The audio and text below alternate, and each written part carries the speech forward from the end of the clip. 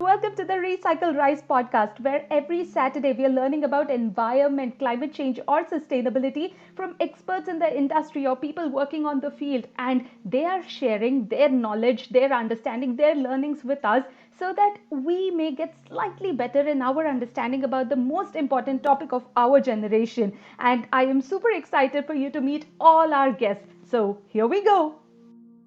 On episode 6 of the Recycle Rise podcast, we have with us Dr. G.D. Yadav.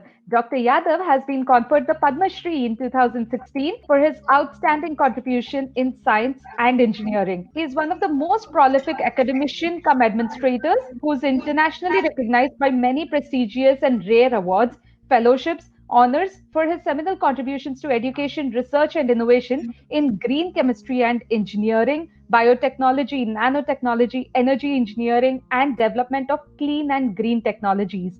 He has provided inspiring leadership to various institutes across India. I can't even begin to elaborate on all his achievements, but it is surely a great honor to be in conversation with Dr. Yadav. Welcome to the podcast, sir. Thank you. So, you are the chairman of the Waste Management Committee, Department of Science and Technology, Government of India. You already come with immense domain knowledge even before that. But was there any fact or figure, a case study, or a ground reality that caught you by surprise? Yeah, thank you, Pratusha. I was surprised to find that such an important issue did not get any priority until the Swachh Bharat mission was launched by the Honorable Prime Minister. We tolerate heaps of waste around our colonies, towns, and cities without bothering that we are the creators of that waste. And I'm more surprised by the lack of public awareness on waste, its types, and also its impact. Now, quite interestingly, general public does not think that they are responsible for all kinds of waste and their attitude towards disposal. Literally throwing the waste out of their windows or homes somehow, of course, without segregation, is a solution to them. Now, I think it is possible to create a zero waste society by 2025 where everybody can contribute to this grand aim. I believe by 2025, the average waste generated per person per day will be around 1.46 kg. Then, what is the solution for this waste? Not all of India and its landfill will be sufficient to put that waste. In India, we know that landfills and solid waste management is a burgeoning problem. Also, earlier they used to be outside the cities, but now as the cities are growing and eating up into the towns and villages around it, we have waste mountains in the center of the city. So, what is the best way forward for the solid waste management? And like you just gave, that it is only going to increase. So, what is it that we can do? Literally, there are about 7 ways of handling the problem, and the best way is not to create it. Now, that is not Absolutely. possible. That is not possible. So, what is the order in which we can tackle this waste? First is avoid. Second is to reduce. Third is the reuse,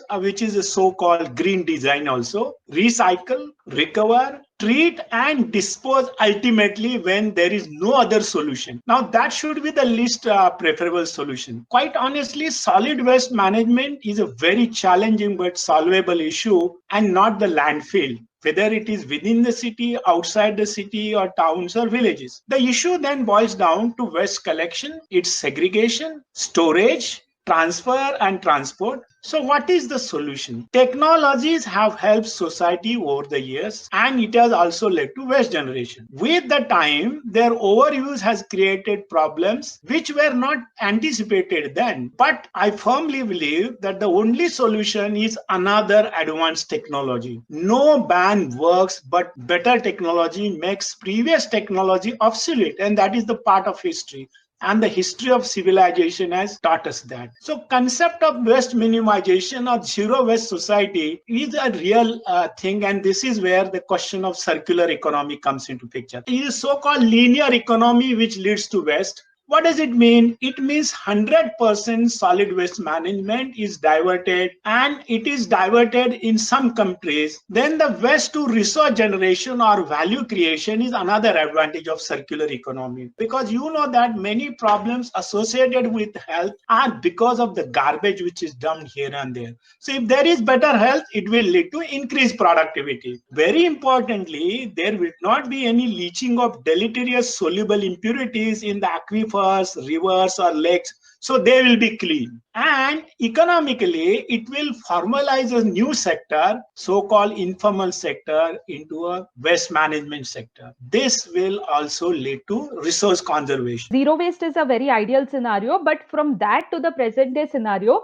the solution is multiple things in terms of reduce, reuse, recycle, or upcycle them, or use technology to enable whatever is the present situation and find a Yes, solution for the same, yes, right? yes, yes, So the intent behind every invention is usually to do good, and the same applies to even the single-use plastic, right? yes. Until now, it got out of control, and now a top-level polluter. But once again, today, one of the things that is saving lives is that same single-use plastic in terms of gloves and medical equipment.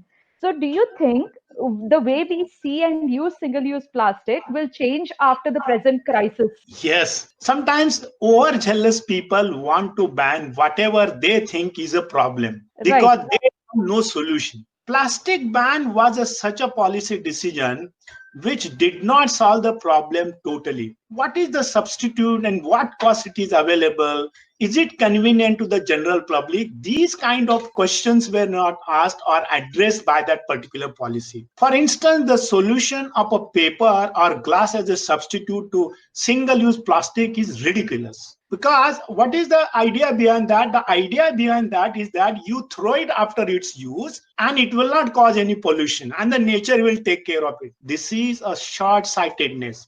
I think the ban on single use plastic was a knee jerk reaction without finding an alternate economically viable and easily adaptable material. It is true that we have to reduce waste, be that plastic, metal, debris, but a long term solution is needed. Just imagine how plastic is being used to fight corona, as you said earlier. We need it more now than ever before to remain safe. The masks, the medicines, the food products, and whatnot, they are safe because of the plastic, whether single use or otherwise. Since we're talking about plastic bags, there's plastic bags that also dissolve in water or somewhere else made from cornstarch, basically biodegradable plastic. Can't we produce that on an industrial scale for wider use? Well, a very good question. There is a lot of confusion surrounding this so-called biodegradable plastic or bioplastic because this term is used to convey different things to different people. Does it mean plastic made from biomass like maize, corn, or corn starch, or whatever, or potato, with the characteristics that are the same as the plastic which is made from crude oil or so-called petrol-based plastic? Or does it mean plastic that is biodegradable no matter what is the source? And in the latter case, can they be thrown out on the backyard compost heap and it will compost on its own? Or do they need to be industrially composed? Now, the different types of bioplastics cannot be easily distinguished from petroplastic. They often end up being mixed with collected for plastic for recycling. So now this corrupts either the recycling process for plastic or composing process for organic material. It is true you can make plastics from this starch, etc. But they don't literally dissolve just like that. There is a process. Okay, it takes time. In fact, by using biodegradable plastics, companies are less dependent on crude oil, and the accompanying fluctuation in the prices of the oil in the world. Now that industry is in doldrum. Nobody would have imagined negative price of crude oil a few weeks ago. In some countries, there are lower packaging taxes on for companies that those choose biodegradable plastic. Right. So long as there is a strategy for waste management, any kind of plastic should not be banned. That is my personal belief. Fine, we'll agree to that. But in real life, I am doing away with all single use plastic. But for a moment, I'll keep my personal opinion aside and speak about why PET is good. PET is 100% recyclable, has minimum carbon footprint, most recycled plastic worldwide. It is as high as 80% in India. While it's a viable option at a few places, it's not the solution. So, do we advocate these PET bottles? Of course, PET is 100% recyclable, as you say, irrespective of the size of bottle or the container, since advanced technologies are in operations all over the world, including India, where the recyclable rate is about 80%, which is far higher than many advanced countries. Now, there are countless PET rack pickers. Of course, that is an economical problem in India. They collect these PET bottles, they segregate that, they throw other plastic, and then they earn their livelihood. So what is required is a policy decision. Think of today's corona affected society. PET is an ideal solution, ideal material, providing excellent barrier properties. In fact, I have been professing all along that a deposit of some value on all plastic articles used by public should be levied at deposit above rupees 1 to 5 with a barcode on it to encourage segregation and recycle. And what will happen because of the deposit, the citizen is aware that he is not supposed to throw it and he would like to get his deposit back. And interestingly, because of this barcode, it will create a digital economy. And right now we are promoting digital economy. And this will curb pollution at source, and this is like adding to the reverse PET revenue change. So Right. actually, I will also add something, Pratusha. This is a very important segment for me. There are United Nations Development 17 sustainable goals, that. They are among which clean water, sanitation is mandatory, like goal number 6. Now, because of this PET use, it will also be added to that sustainable development goal. And many of these waterborne diseases will be controlled because availability of safe water to millions of people, no matter where they are standing and in what condition, whether it is flood or rain or some dirty weather or cyclone or whatever. So this PET bottle has helped millions of people. And so I think that is another important thing. So the tirade against PET bottles is misplaced, contrary to its value in economy, hygiene, and recyclability. And actually, the small bottle seal, which I mentioned earlier, about 200 milliliters, they actually enhance PET recyclability because the rack pickers get a premium on that. And also, when the small bottle use, people don't throw. Otherwise, you have a big bottle, 1 liter, you drink little and throw the water as well as the plastic also. So almost 100% of the empty bottles will be collected. There will be white rack pickers because it is giving you value. Therefore, this is also important. Remember, people talk about alternative to PET like glass, paper, Tetra Pak, which are more harmful to the environment, and they aggravate the water crisis. Somehow, many citizens are not aware of the manufacturing aspect of paper and glass. Glass bottle require 30 tons of water per ton of glass. The temperature is 1600 degrees Celsius plus, and it leads SOx, NOx gases, acidic gases. Tetra Pak is actually worse because recycling cannot be done. It is made of material like paper, metal, and plastic. This is the paper. Also, this manufacture requires 1.5 ton of chemical per ton of paper and 2.5 ton of water. No, unfortunately, plastic is has become a monster. But even the other industries, be it paper or cloth industry or glass industry, they are very much resource intensive. And in fact, I recently read a report from Germany, I believe, which said that you have to use a cloth bag at least 1,000 times for it to Mm, have the same value as a plastic bag. So there are correct. multiple layers. It's not just simply plastic is good or bad, cloth is good or bad, but there is a lot of study and understanding behind each of those. Think on how to use them safely, collect them, and also recover energy or recycle them. That is what our emphasis should be now. Exactly. You've worked closely with government bodies. The best thing is you will be directly influencing policy. But what is the greatest hurdle? Because clearly the government has the intention, that is why they set up all these government bodies to do good. But why not translate into action more quickly? Pratyusha, I will tell you, mostly the members of such committees, are scientists or engineers of, accomplished repute. So they give their honest opinions, which are normally translated into some sort of report, and the recommendations are made. Implementation of those recommendations is the prerogative of the government of the day. Sometimes there are pressure groups which act exactly opposite, but my experience of working with government bodies has been very positive, and I have enjoyed working with them. Normally, these kind of committees, when they are composed, they are not told that you must give this kind of report. They are never told. That is, general public thinks that way, but it is never done that. Scientists have their own mind. Okay, I mean, so it is not as bad as it is being projected, No, not at all. Not at but all. they are on the path of making all our lives better. Correct. Sir, Correct. so environment, energy, and sustainable future. This is like the holy trinity. What's the scope and how do we prioritize or find a balance between them? Yes, very good question indeed. Energy and environment are intimately linked. That is why we say clean energy, which will lead to clean environment. And our goal that Paris Accord, we should limit our temperature rise during this particular century to about 1.5 degrees C. Right, India is a signatory to that.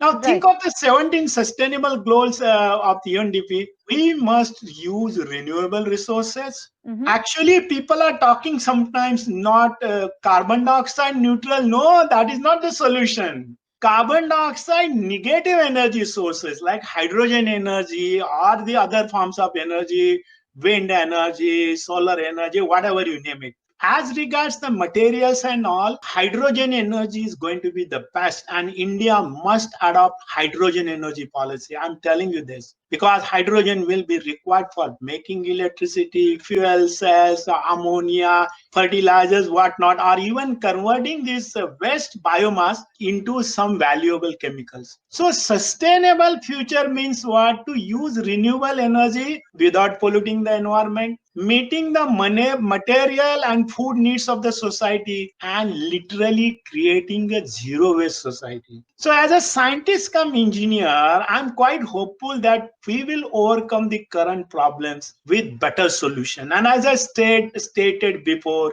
better technology is a solution to the previous technology, which was responsible for advancement but created some problems with reference to environment. So, what is that? Stronger, healthier, and happier future will be there when we have these three components of the Trinity: environment, energy, and sustainable future. I mean, it is not one more than the other, but trying to find a balance between all the three. 2022 was supposed to be the year of healthy India. All the vision, plans, and roadmaps seem to be tossed with the present crisis, at least a little bit. So, how will our priorities change and how do we progress from here? This is the question which should be asked to the Prime Minister. But I'll give you my opinion. My opinion is that Corona has told us that everybody is susceptible to this virus. Nobody can escape it. In other words, we have to remain healthy. So, in the healthy India, if we ensure that we have a clean environment, Swachh Bharat, whatever we say, obviously it will lead to healthy thing. Nobody thought 3 months ago that we will have a situation where everybody will be sitting at home, and it has changed all priorities. Healthy India will be a dream come true if everybody remains healthy, has a livelihood, and also it grows our economy. Definitely it will be good because there are other diseases we have forgotten right now. Never before, all nations were on the same side, trying to find out a solution to save humanity. People will put their inventions, innovations, technology for public good, because even if you get a vaccine, how do you vaccinate 7.3 billion people? How much time it will require and what type of doses it will require? So I think this healthy India is not, it is healthy world. It will be a healthy world, and healthy world will only lead to the better livelihood. So I think it is a question for the entire world. It is not just Right. for Yeah, it is not just for India. And all the economic environment policies that we are thinking, all of that would even be possible if we are healthy in the first place. But honestly, sir, what I think is there is going to be a lot of learning and self reflection for individuals as well as governments across the world to think and see where human action is going wrong and what we need to do to avert another crisis situation like this. Yes, yes, of course, of course. You know what is going to happen? There will be more research funding for research of this kind. Imagine we have to think ahead. The Think best thing is to not forget history and take the lessons that we are learning and implement it in the future. you said it because right now also I must tell you, without undermining efforts of any individual, any institute, any nation, we must learn and find out what are they doing and what can we learn from them. So I believe that in this particular crisis we will learn from each other. Absolutely, sir. And thank you for all your perspective and input. Thank you for interviewing me. I enjoy talking to you and I hope it is of useful nature to society at large. Thank you so much. Thank you so much for tuning into today's Recycle Rise podcast. And to share your learnings across Facebook, Instagram, Twitter, or even LinkedIn, you can find us as Recycle Tech. That is RECYKALTECH. Do tag us, and I'm going to see you next Saturday. Till then, it's your host Pratyusha Parkala signing off.